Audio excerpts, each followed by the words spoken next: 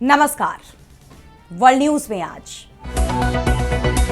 America और Iran एक बार फिर जंग की तरफ बढ़ते दिखाई दे रहे हैं। लगातार दूसरे दिन दोनों देशों की तरफ से एक दूसरे पर हमला किया गया, जिसके बाद पीस डील पर खतरा मंडराता नजर आ रहा है।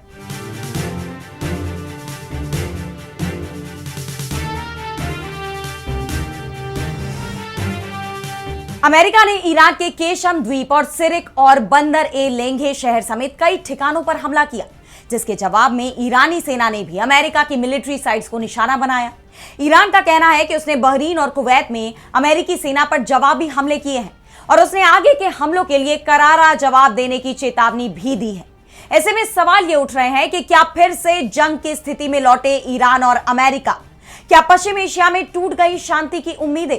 इस पर हम करेंगे विस्तार से चर्चा, लेकिन आइए जरा उन खबरों को भी देख लें जिन पर आगे होगी बात। हिजबुल्लाह ने सीज फायर मानने से किया इनकार, डील को बताया अपमानजनक और संप्रभुता का समर्पण। इजरायली पीएम नेतन्याहू ने युद्ध विराम की शर्तों को लेकर किया बड़ा दावा। वेनेजुएला में फिर कांपी धरती, इस बार 4.1 की तीव्रता का आया भूकंप। 24 जून को आए दो शक्तिशाली भूकंप में अब तक 1430 लोगों के मारे जाने की पुष्टि। नेपाल के पीएम बालेन शाह के खिलाफ दो पूर्व प्रधानमंत्रियों ने की गठबंधन की तैयारी। साथ आ सकते हैं केपी शर्मा ओली और पुष्प कमल दहल। दोनों नेताओं के खिलाफ बालेन सरकार की कार्रवाइयां जारी। और चलते चलते में देखेंगे गीजा पिरामिड के पास क्यों ब्लॉक हो जाते हैं इलेक्ट्रिक सिग्नल, वैज्ञानिक भी हैरान। इन सभी खबरों पर हम विस्तार से करेंगे बात, लेकिन पहले एक नजर हेडलाइंस पर। पाकिस्तान के कराची में पैरामिलिट्री हेडक्वार्टर पर आतंकी हमला, 4 सुरक्षाकर्मी और 6 आतंकियों की मौत। तालिबान से जुड़े जमात उल अहरार ने ली हमले की जिम्मेदारी। पाकिस्तान अधिकृत कश्मीर को लेकर पाकिस्तानी रक्षा मंत्री ख्वाजा आसिफ के बयान पर बढ़ा विवाद। पीओके के पीएम फैसल मोहम्मद का तीखा पलटवार, कहा कश्मीरी लोगों को पाकिस्तानी रक्षा मंत्री के वैलिडेशन की जरूरत नहीं। बांग्लादेश की पूर्व पीएम शेख हसीना का बड़ा ऐलान, इसी साल लौटूंगी देश। उनके खिलाफ सुनाए गए फैसलों को बताया अवैध और असंवैधानिक। अर्जेंटीना में सियासी भूचाल, भ्रष्टाचार के आरोपों के बीच राष्ट्रपति माइली के कैबिनेट चीफ मैनुअल एडोनी का इस्तीफा, सरकार को लगा झटका। तो अमेरिका और ईरान में हुई पीस डील पटरी से उतरती दिखाई दे रही है, बल्कि दोनों देशों में दोबारा जंग की आशंका बढ़ती जा रही है। अमेरिका ने एक बार फिर ईरान पर हमला बोला है, जिसके बाद खाड़ी देशों में अमेरिकी ठिकानों पर भी उसका कहर बरपा है। ताजा हमलों को लेकर अमेरिकी सेना के सेंट्रल कमांड सेंटकॉम ने अपने बयान में दावा किया है कि हमारे लड़ाकू विमानों ने हॉर्मुज स्ट्रेट के नजदीक स्थित ईरान के करीब 10 सैन्य ठिकानों को निशाना बनाया है। उसका कहना है कि ईरान की तरफ से MBT कीकू पर किए गए ड्रोन हमले के जवाब में अमेरिकी नौसेना और वायुसेना के लड़ाकू विमानों ने शनिवार रात हॉर्मुज स्ट्रेट और उसके आसपास कई जगहों पर ईरान के 10 सैन्य ठिकानों पर हमले किए। दरअसल अमेरिकी सेना का आरोप है कि बीते दिन ईरानी बलों ने एक तरफा ड्रोन हमले में हॉर्मुज से गुजर रहे पनामा के झंडे वाले तेल टैंकर MBT कीकू को निशाना बनाया, जिसके जवाब में अमेरिकी नेवी और एयरफोर्स के लड़ाकू विमानों ने इस ऑपरेशन को अंजाम दिया। लेकिन उसकी इस कार्रवाई ने ईरान के साथ जारी टकराव को और बढ़ा दिया है। ईरान की तरफ से भी अमेरिका पर जवाबी हमले किए गए। ईरानी सेना ने खाड़ी क्षेत्र में मौजूद अमेरिकी ठिकानों पर बमबारी कर दी है। बहरीन में सुबह ही दूसरी बार हवाई हमले के सायरन बजे, जबकि कुवैत ने कहा कि उसकी हवाई रक्षा प्रणाली ने शत्रुतापूर्ण मिसाइल और ड्रोन खतरों का जवाब दिया। रिपोर्ट्स के मुताबिक इन हमलों को लेकर ईरान की इस्लामिक रिवॉल्यूशनरी गार्ड्स कोर यानी IRGC ने कहा कि हमने रविवार सुबह यानी 28 जून को कुवैत स्थित अली अल सलेम एयरबेस और बहरीन में अमेरिका के 5वें बेड़े के मुख्यालय से जुड़े 8 ठिकानों को निशाना बनाया है। ये हमले हाल ही में हुए अमेरिकी हमलों के जवाब में एक संयुक्त अभियान के तहत किए गए। इस दौरान बैलिस्टिक मिसाइलें और ड्रोन दागे गए। इस्लामाबाद समझौते के आधार पर ईरान हॉर्मुज स्ट्रेट में यातायात को नियंत्रित करने के लिए जिम्मेदार है और हम अब से उन जहाजों के खिलाफ और ज्यादा कठोर कार्रवाई करेंगे जो इसका उल्लंघन करते हैं। इसके साथ ही IRGC ने चेतावनी भी दी है कि युद्ध विराम का उल्लंघन करने से इस्लामाबाद समझौते की आगे की प्रक्रियाएं रुक सकती हैं, यानी जिस बात की आशंका पहले से ही जताई जा रही थी वो अब होता भी दिखाई दे रहा है। दोनों देशों के बीच बयानबाजी चल ही रही थी और अब ये टकराव का रूप लेती नजर आ रही है। खाड़ी देशों में फिर तबाही का मंजर दिखाई दे रहा है। इस बीच अमेरिकी राष्ट्रपति डोनाल्ड ट्रंप ने एक बार फिर ईरान को धमकाया है। उन्होंने कहा कि लगता है ईरान कभी नहीं सुधरेगा, लेकिन हम और संयम नहीं बरत पाएंगे। एक समय ऐसा भी आ सकता है जब हमें उस सैन्य अभियान को पूरा करना पड़ेगा जिसकी शुरुआत हमने बहुत सफल तरीके से की थी। अगर ऐसा हुआ तो ईरान का अस्तित्व ही नहीं बचेगा। यानी ट्रंप ईरान में दोबारा सैन्य अभियान शुरू करने की धमकी भी दे रहे हैं, जिसके बाद इस बात की आशंका और बढ़ती नजर आ रही है कि दोनों देश एक बार फिर जंग के मैदान में कूद सकते हैं। लेकिन सवाल यह है कि क्या अब ट्रंप ऐसा करने की ताकत रखते हैं? क्योंकि पहले ही जिस तरह ईरान के खिलाफ जंग शुरू करने वाले ट्रंप को आखिरकार समझौते पर मजबूर होना पड़ा और खुद उनके ही देश की जनता उनके फैसलों पर सवाल उठा रही है। यहां तक कि अमेरिकी संसद में प्रस्ताव पारित कर ट्रंप की युद्ध शक्तियों को सीमित कर दिया गया है। उसके बाद क्या दोबारा ट्रंप ईरान पर हमले का आदेश दे पाएंगे? ट्रंप की धमकी के बाद ये सवाल गूंज रहे हैं। और यही नहीं, अमेरिकी सेना के हालिया हमलों को भी अमेरिकी संसद के इस प्रस्ताव का उल्लंघन बताया जा रहा है। डेमोक्रेटिक पार्टी के सांसद रो खन्ना का कहना है कि ईरान पर अमेरिकी सेना के हमले युद्ध शक्ति संकल्प का घोर उल्लंघन है, जिसे कांग्रेस ने इस हफ्ते पारित किया था। ट्रंप को इस युद्ध को अभी रोकना होगा, नहीं तो हम उन्हें ऐसा करने के लिए मजबूर करने के लिए अदालत में ले जाएंगे। गौरतलब है कि अमेरिकी संसद में पारित प्रस्ताव के तहत अब ईरान के खिलाफ जंग के आदेश देने के लिए ट्रंप को कांग्रेस की मंजूरी लेनी पड़ेगी।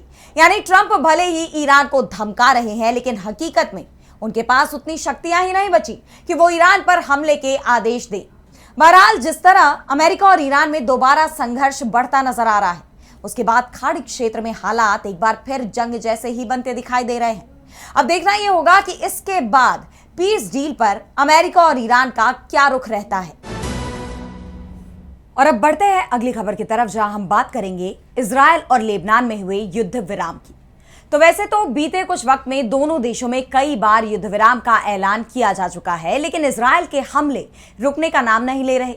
वो युद्ध विराम मानने को तैयार नहीं है। युद्ध विराम की शर्तों को दरकिनार करते हुए इजरायली प्रधानमंत्री बिन्यामिन नेतन्याहू का साफ कहना है कि वो लेबनान से अपनी सेना वापस नहीं बुलाएंगे। वहीं जिस तरह लेबनानी अधिकारी अमेरिका की मध्यस्थता में बार बार युद्ध विराम के लिए सहमति जताते रहे हैं, उससे हिजबुल्लाह गुट में नाराजगी देखी जा रही है। उसने बातचीत के दौरान ही चेताया था कि इजरायल की चिंता हमारी मिसाइलें नहीं है, बल्कि वो हमारी जमीन पर कब्जा चाहता है। और इसके बावजूद जब लेबनान सरकार ने युद्ध विराम समझौते को मंजूर कर लिया तो हिजबुल्लाह भड़क गया। उसने इस सीजफायर को मानने से साफ इनकार कर दिया है। हिजबुल्लाह नेता नईम कासिम ने इस डील को अपमानजनक और संप्रभुता का समर्पण बताया है। उन्होंने समझौते की शर्तों के तहत इजरायल की वापसी को हिजबुल्लाह के निरस्त्रीकरण से जोड़ने वाले प्रावधानों की निंदा करते हुए कहा कि ये शर्तें प्रभावी रूप से इजरायल की सैन्य उपस्थिति को वैधता प्रदान करती हैं और सभी लक्ष्मण रेखाओं को पार करती हैं। हिजबुल्लाह अपना सशस्त्र प्रतिरोध जारी रखेगा। हमने सबसे कठिन परिस्थितियों में भी युद्ध क्षेत्र नहीं छोड़ा और हम इसे नहीं छोड़ेंगे। यानी हिजबुल्लाह अपनी जमीन नहीं छोड़ेगा, उसने ये साफ कर दिया है। ऐसे में इजरायल के लिए लेबनान की जमीन पर अपना कंट्रोल बढ़ाना अब इतना भी आसान नजर नहीं आ रहा। हालांकि इजरायली प्रधानमंत्री बिन्यामिन नेतन्याहू का दावा है कि लेबनान समझौते में इजरायल के दक्षिणी क्षेत्रों पर कब्जा करने के अधिकार को मान्यता दी गई है। उन्होंने कहा कि इन समझौतों के तहत अमेरिका और लेबनान ने इजरायल के उस अधिकार को मान्यता दी है जिसके तहत वो लेबनान के अंदर सुरक्षा क्षेत्र को तब तक बनाए रख सकता है जब तक ये हमारी सुरक्षा के लिए जरूरी है। हम इसे तब तक अपने कंट्रोल में रखेंगे जब तक हिजबुल्लाह और अन्य आतंकवादी संगठनों को निशस्त्र नहीं कर दिया जाता और जब तक लेबनान से इजरायल को कोई और खतरा नहीं रहता। नेतन्याहू के ये बयान क्षेत्र में टकराव बढ़ाते नजर आ रहे हैं। वैसे इन सब के बीच लेबनान में हमले भी लगातार जारी है। इजरायल का दावा है कि उसने दक्षिणी लेबनान पर हमले में हिजबुल्लाह लड़ाकों को निशाना बनाया था। आईडीएफ ने कहा कि हमने दक्षिणी लेबनान के नबाती क्षेत्र में रॉकेट चालित ग्रेनेड से लैस हिजबुल्लाह आतंकवादियों को मार गिराया और अपने सैनिकों के लिए खतरे को खत्म करने के लिए एक रॉकेट लॉन्चर पर हमला किया। हमने उस ढांचे पर हमला किया जहां से आतंकवादी गतिविधियां संचालित कर रहे थे। मौजूदा हालात में लेबनान अब भी संघर्ष का मैदान बना हुआ है और आने वाले वक्त में यह टकराव और तेज होना तय माना जा रहा है। और अब अगली खबर में बात करेंगे वेनेजुएला में मची तबाही की। तो इस दक्षिण अमेरिकी देश में 24 जून से ही कुदरत कहर बरपा रही है। 24 जून को 1 मिनट के अंदर 7.1 और 7.5 की तीव्रता से आए 2 भूकंपों ने जो तबाही मचाई उसे लेकर राहत और बचाव कार्य तो चल ही रहा है, लेकिन इस दौरान बार बार आ रहे आफ्टर शॉक्स से लोगों में दहशत बढ़ती नजर आ रही है। यहां तक कि बचाव के काम में भी बाधा पड़ती नजर आ रही है। आलम यह है कि भूकंप के 72 घंटे बाद भी हालात की पूरी तस्वीर साफ नहीं हो पाई है। विशेषज्ञों का कहना है कि ऐसी आपदाओं के बाद पहले 3 दिन मलबे के नीचे दबे लोगों को ढूंढने के लिए बेहद अहम होते हैं और ये समय सीमा तेजी से खत्म हो रही है। बचाव दल और स्वयं सेवक ढह चुकी इमारतों के मलबे में से जीवित बचे लोगों को खोजने में जुटे हुए हैं। वे किसी भी ऐसी आवाज को सुनने की कोशिश कर रहे हैं जो ये संकेत दे सके कि कंक्रीट और लोहे के मलबे के नीचे कोई व्यक्ति जिंदा फंसा हुआ है। मृतकों और घायलों की संख्या हर घंटे बढ़ रही है।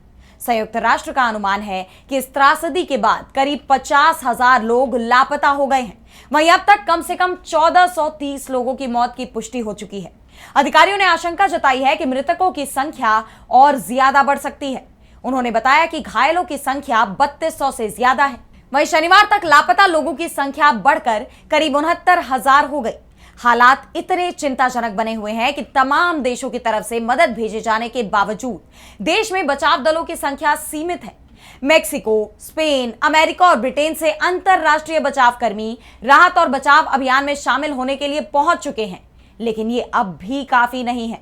कई इलाकों में तो राहत टीमों की कमी के चलते लोग परिजनों को ढूंढने के लिए खुद ही हथौड़ों और दूसरे औजारों से इमारतों का मलबा हटाने में जुटे हुए हैं। इस भूकंप ने एक झटके में बड़ी बड़ी इमारतों को मलबे में तब्दील कर दिया, घरों को तबाह कर दिया, परिवार उजाड़ दिए। लोग सड़कों पर और पार्क में टेंट लगाकर रहने को मजबूर हैं और ये तबाही यहीं थमने का नाम भी नहीं ले रही। जैसा कि भूवैज्ञानिकों ने पहले ही चेताया था कि एक हफ्ते तक आफ्टर शॉक्स आ सकते हैं जिनकी तीव्रता 5 तक हो सकती है और वो अब होता भी दिखाई दे रहा है। एक के बाद एक आफ्टर शॉक्स महसूस किए जा रहे हैं।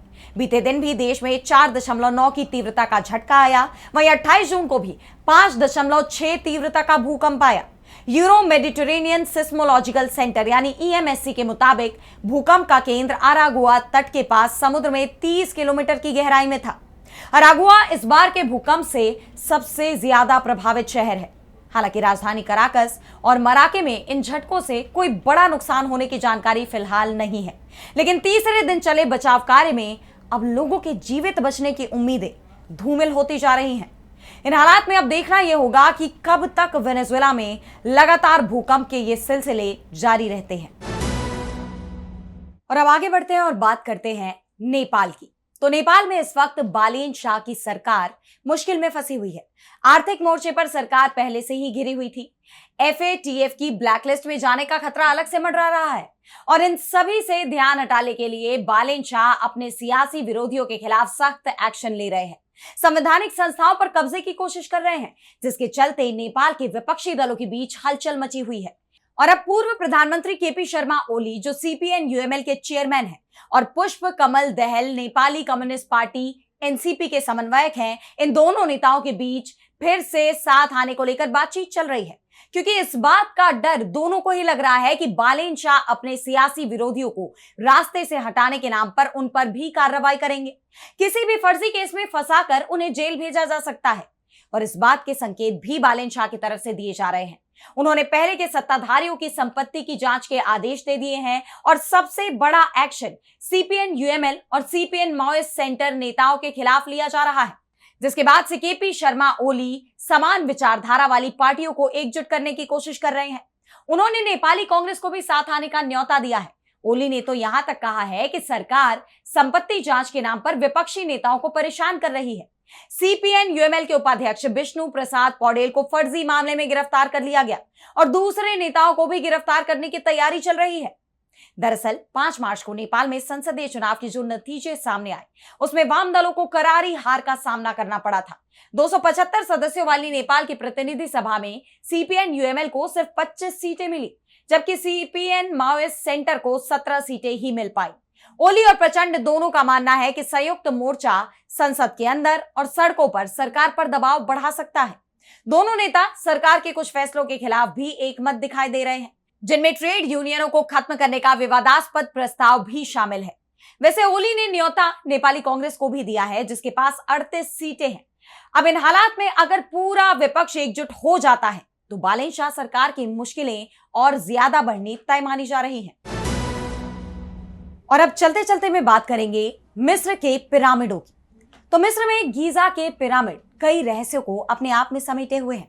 जब भी हम ये दावा करते हैं कि इन पिरामिडों की गुत्थी को अब पूरी तरह से सुलझा लिया गया है, तभी कुछ ऐसा हो जाता है जिससे सभी लोग चौंक जाते हैं। सवाल उठने लगते हैं कि आखिर ये रहस्य क्या है। और अब इन पिरामिडों से एक और नया रहस्य सामने आया है। वैज्ञानिकों को गीजा के वेस्टर्न सिमेट्री यानी शाही कब्रिस्तान के नीचे कुछ ऐसा मिला है जिससे आर्कियोलॉजिस्ट भी हैरान दिखाई दे रहे हैं, क्योंकि अंदर कुछ ऐसा मौजूद है जो इलेक्ट्रिक फ्लो को सीधे तौर पर रोक रहा है। वैज्ञानिकों को जमीन के नीचे एक ऐसी रहस्यमयी आकृति मिली है जो लगभग 4500 साल पुरानी हो सकती है। यह किसी बड़े व्यक्ति यानी राज परिवार से जुड़े हुए और शायद किसी राजा का मकबरा भी हो सकता है जो सदियों से जमीन के नीचे दफन है। दरअसल जब तोहोकू यूनिवर्सिटी के मोटोयुकी सातो के नेतृत्व में रिसर्चर्स ने ग्राउंड पेनिट्रेटिंग रडार और इलेक्ट्रिकल रेजिस्टिविटी टोमोग्राफी जैसी तकनीकों से जमीन के अंदर स्कैनिंग की, ये स्कैनिंग उस जगह की गई जहां शाही परिवार के सदस्यों और बड़े अधिकारियों को दफनाया जाता था। तो इस स्कैनिंग के दौरान वैज्ञानिकों को जमीन से लगभग 6.5 फीट की गहराई पर एक एल शेप की बनावट दिखाई दी, जो करीब 33 फीट लंबी है। इसका आकार एकदम सटीक और ज्यामितीय है, यानी ये प्राकृतिक रूप से नहीं बनी बल्कि इसे इंसानों ने ही बनाया है। इस एल शेप वाली आकृति के ठीक नीचे एक और बहुत बड़ी रहस्यमयी आकृति मिली है, और जब वैज्ञानिकों ने वहां बिजली का प्रवाह समझने की कोशिश की तो सामने आया कि वो हिस्सा बिजली के बहाव को रोक रहा है। अब इसका कारण क्या है, ये बड़ा सवाल है। वैज्ञानिकों का अनुमान है कि इस जगह पर या तो रेत और कंकड़ पत्थरों का कोई अजीब मिश्रण है, या फिर वहां जमीन के अंदर कोई बहुत बड़ा खाली कमरा या खोखली जगह है, यानी कोई गुप्त तहखाना या उसका रास्ता भी हो सकता है। कई सवाल हैं और इसका जवाब अभी तलाशना बाकी है, लेकिन इसका जवाब तब तक मिलना मुश्किल है जब तक यहां खुदाई नहीं हो जाती है, और जब तक खुदाई नहीं होती तब तक गीजा के पिरामिडों के नीचे छिपा ये राज एक रहस्य ही बना रहेगा। यानी गीजा के पिरामिडों की रहस्यमयी दुनिया अब भी इंसान के लिए अबूझ बनी हुई है। तो फिलहाल वर्ल्ड न्यूज में आज इतना ही। देश दुनिया की तमाम बड़ी खबरों के लिए आप देखते रहिए डीबी लाइव और मुझे दीजिए इजाजत। नमस्कार।